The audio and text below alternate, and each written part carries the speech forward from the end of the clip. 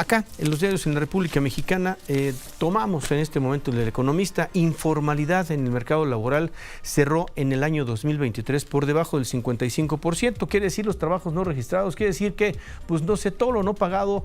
No sé si sea mal resumirlo, Luis Miguel González, director editorial del Economista, en solamente el ambulantaje. No sé, supongo que es mucho más amplia la medición. Te escuchamos y te saludamos. Buenos días, Luis. Buen inicio de semana. Muy buen día, Manuel. Buena semana. Creo que es una buena manera de empezar con el tema de informalidad. Siempre pensamos en ambulantes, en tianguis, pero también está esta categoría de la informalidad dentro de la formalidad, que es personas que trabajan en un establecimiento normal, pero en la práctica son informales, porque no tienen prestaciones, que es vamos a decir, es uno de esos temas de los que se habla poco, pero pega mucho.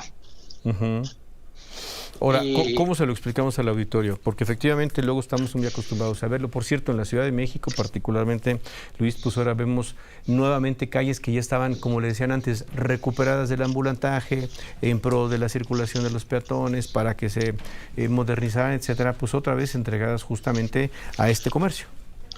Que pasa mucho con el comercio ambulante o informal, que tiene su propia dinámica, y me explico. Tiene que ver con gente que tiene necesidad de trabajar, pero también con, vamos a decir, los promotores de esos espacios que literalmente los van abriendo. Normalmente están en combinación o con la aprobación de autoridades locales, de líderes sindicales. Es todo un tema.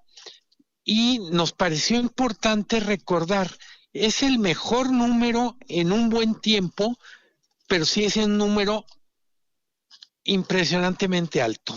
Alrededor de 32 millones de personas están en esa condición.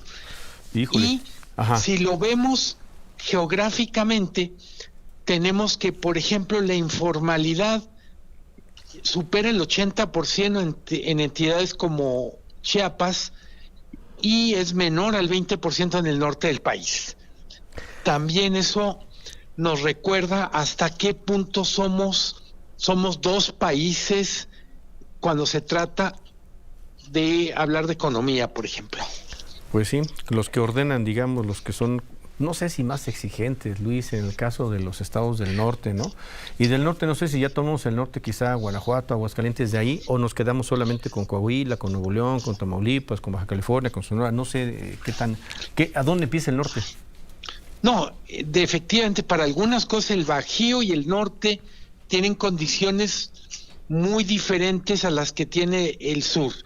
Luego, el dato de esta encuesta nacional de ocupación y empleo, la del INEGI de ayer, nos presenta que para mí es una estadística a la que le tenemos que poner más atención, el empleo en condiciones críticas de ocupación. A ver, déjame interrumpirte ahí para hacer la pausa y regresamos con esto. Empleo en condiciones críticas de ocupación. ¿Nos detallas entonces luego el corte? Claro que sí. Gracias, Luis. Volvemos. Estamos en pausa, estamos por la mañana. Sofía Enríquez, que estamos con González, director editorial del Economista. Estamos repasando los datos de informalidad, de formalidad en el país. Y tú decías antes del corte, interesante también revisar lo que es el empleo en condiciones críticas de ocupación. ¿Qué es eso, Luis?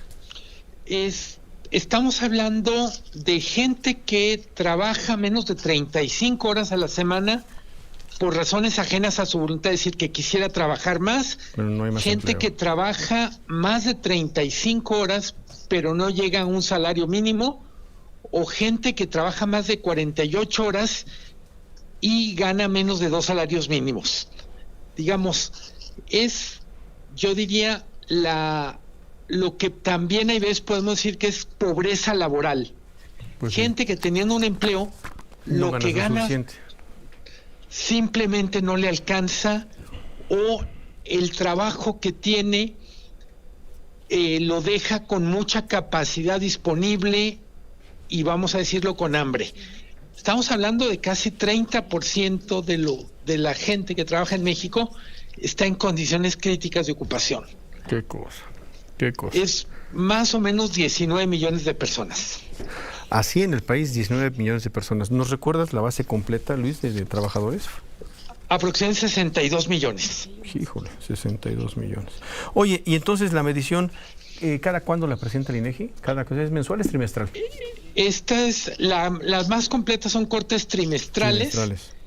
Y este es relevante porque es la fotografía del 2023. Correcto. De la que estamos hablando, la que dio a conocer ayer.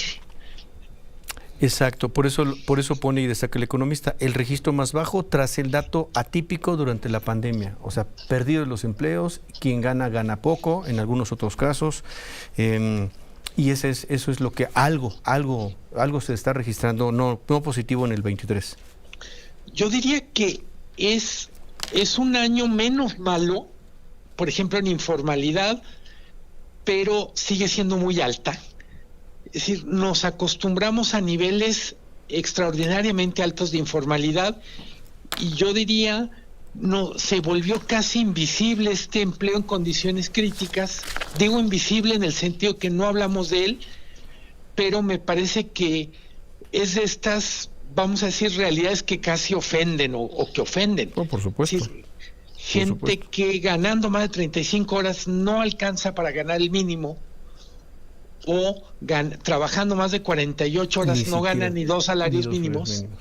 Híjole, pues es que haciendo cuentas es como es nada más esta última clasificación, ¿no? Empleo en condiciones críticas de ocupación, trabajando y ganando menos de lo que deberían, el 30% de la población laboral en el país. Pues es muchísimo, Luis, pero muchísimo. Absolutamente.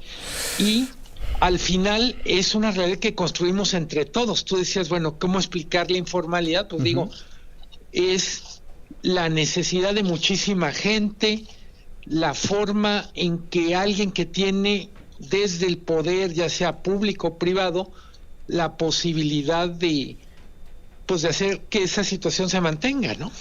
Pues sí.